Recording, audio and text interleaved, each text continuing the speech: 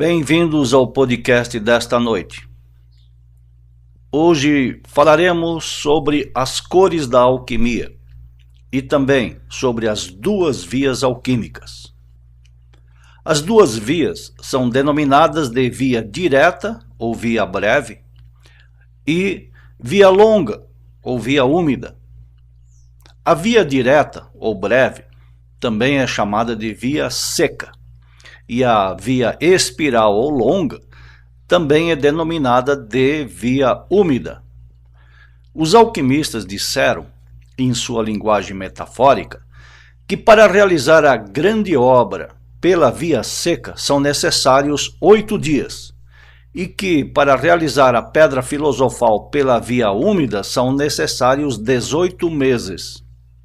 O mestre Samael esclarece que os 8 dias são, em realidade, 8 anos. Entenda-se bem, esses 8 anos são contados após o fogo estar preparado. E a preparação do fogo alquímico demanda muitos anos. Para exemplificar, alguns levam 7, 10, 12 ou mais anos somente para preparar o fogo. Preparar o fogo ou elaborar o fogo compreende a realização de todas as iniciações maiores. Por que tanto tempo? É que não podemos esquecer, a preparação do fogo da alquimia envolve a purificação dos metais, ou seja, morte e eliminação de nossos defeitos e o despertar e o desenvolvimento de todos os 7 kundalines. A grande obra termina com a ressurreição do rei, ou da rainha, no caso dos seres femininos. A ressurreição se dá após o cumprimento dos trabalhos da segunda montanha alquímica. Afinal, há graus e graus alquímicos. Os mais elevados somente são alcançados pela ressurreição, como fez o Cristo Jesus. Mas, no geral, todos os grandes mestres são alquimistas também, e todos passaram pela morte e ressurreição, como Moria, Saint-Germain, Cagliostro, Saulo de Tarso, Samael Aun Weor e também Fulcanelli. Importante também dizer e saber que as distintas etapas alquímicas não são estanques nem lineares. Na vida prática, temos observado que muitos processos ocorrem simultaneamente, dependendo do histórico de cada alquimista. Se não fosse assim, não seria possível realizar a grande obra numa só existência. Já a via longa ou via úmida é cumprida ao longo de simbólicos 18 meses. Cabalisticamente falando, como nos ensina o mestre Samael, isso quer dizer que os alquimistas que seguem essa via avançam lentamente, um pouco em cada existência, ao longo de milhares ou mesmo de milhões de anos. Aprendemos com a gnose que de forma alguma é possível criar os corpos solares à base de teorias, preconceitos, rica erudição ou com exercícios puramente físicos, como yoga ou pranayamas. Os corpos de fogo são elaborados por meio da força, do poder, da energia ou da potência do logos solar. Assim como o universo veio do caos, assim também o microcosmo homem tem o seu caos. Esse caos, já dissemos anteriormente em outros podcasts, é o esperma sagrado ou simplesmente a energia sexual, seja ela masculina ou feminina. Nesse caos metálico estão todos os elementos alquímicos em desordem. Esse caos particular, pessoal, é similar ao que existe no espaço ou no grande ventre cósmico infinito, de onde surgem os mundos, sóis, planetas e galáxias. Ensina a gnose, que é o Logos arquiteto, o Cristo cósmico, Abraxas, que cria dentro do caos, inicialmente separando as águas superiores das inferiores. Depois, ele ordena ou organiza a criação que sai das águas da vida. O mesmo precisa fazer o alquimista. Trabalhar por tempo indefinido no caos interior com as águas da vida, valendo-se das mesmas forças cósmicas ou naturais. Qual o simbolismo desse separar as águas da vida em superior e inferior? Revela-nos o mestre Samael que isso simboliza os dois logoi, o externo e o interno, visto que ambos estão correlacionados. Fora de nós, temos o macrocosmo. Nós somos o microcosmo humano, contendo as mesmas possibilidades genéticas e espirituais do grande cosmo. O grande cosmo pode ser entendido como qualquer mundo isoladamente tomado, por exemplo, o planeta Terra, o Sistema Solar ou nossa galáxia. A totalidade dos logoi do universo infinito formam um só logos, assim como infinitas células formam de modo organizado e inteligente um só corpo, como o corpo humano. Portanto, existe o cosmo exterior e também o cosmo interior. E existe também o caos interior e o caos exterior. Quando um alquimista se propõe a fazer uma nova criação dentro de si, em seu laboratório, ele precisa usar a mesma ciência, a mesma arte ou a mesma técnica empregada pelo Deus Criador do mundo em que vivemos. O grande mestre alquimista gnóstico Samael Aun Weor, narrando sua experiência pessoal, fala-nos o seguinte: alguns anos atrás, eu me instruí sobre este assunto de forma profunda. Me vi no amanhecer do Mahanvantara e então revivi algo que havia realizado durante a aurora. Me vi com minha valquíria, não como uma sacerdotisa terrena. Estava com minha valquíria, minha mulher salamandra. Essa mulher salamandra é a alma espírito de mim mesmo, a esposa espiritual, a Sulamita do sábio Salomão, aquela a quem ele cantou o seu maravilhoso cântico intitulado Canto dos Cânticos.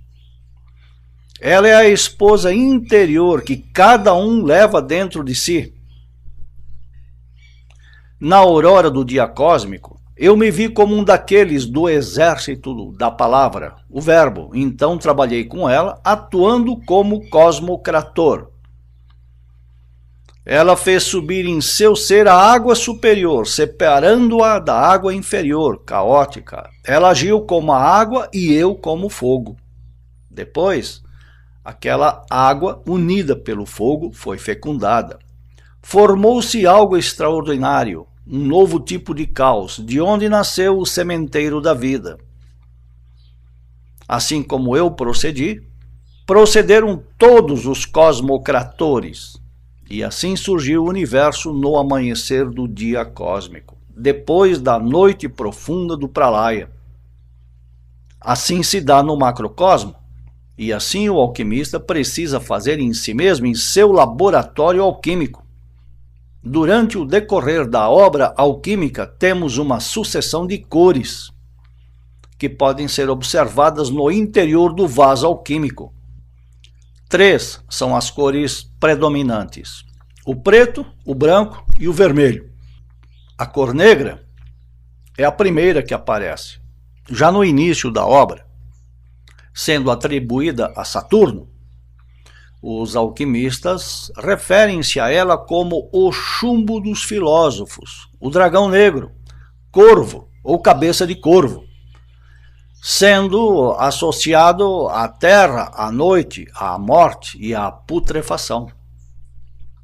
Isso é o indício de que as matérias iniciais morreram ou estão morrendo, isto é, através da reação ocorrida entre elas, deixaram de existir. estão se transformando em algo diferente, perdendo suas naturezas, suas características anteriores.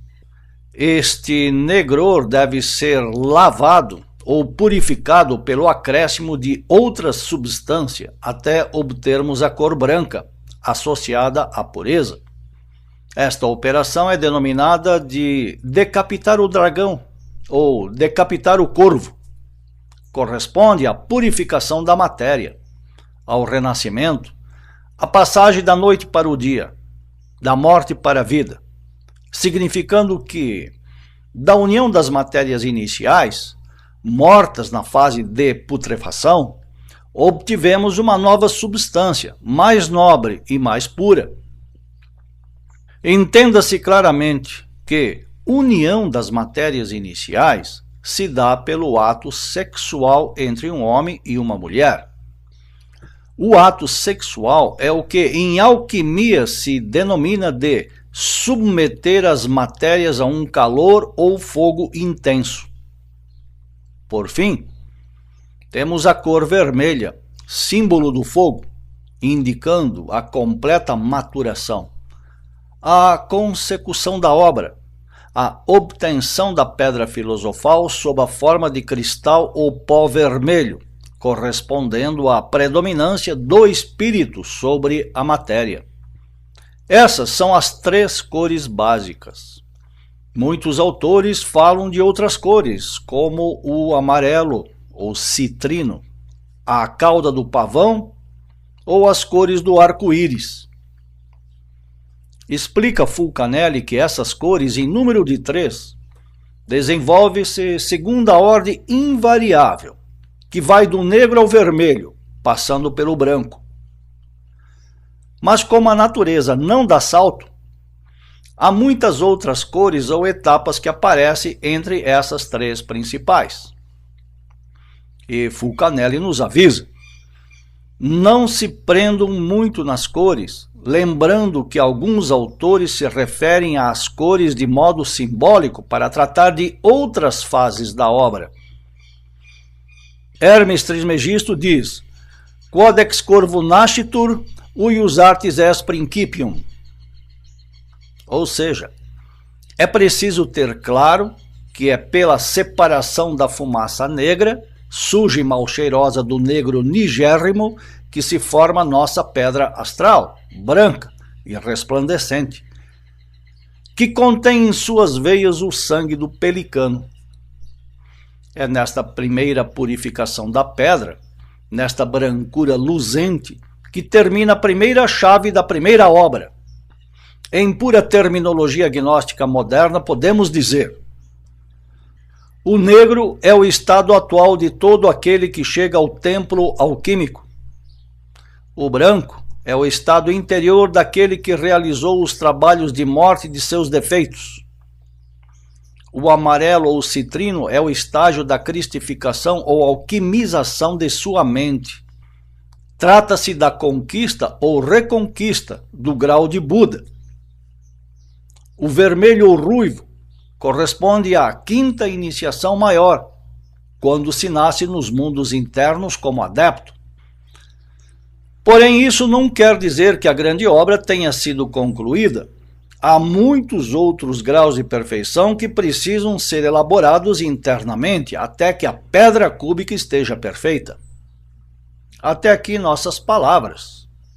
Voltaremos em alguns instantes para responder às perguntas e comentar as questões que nos forem apresentadas. Muito obrigado. Paz inverencial.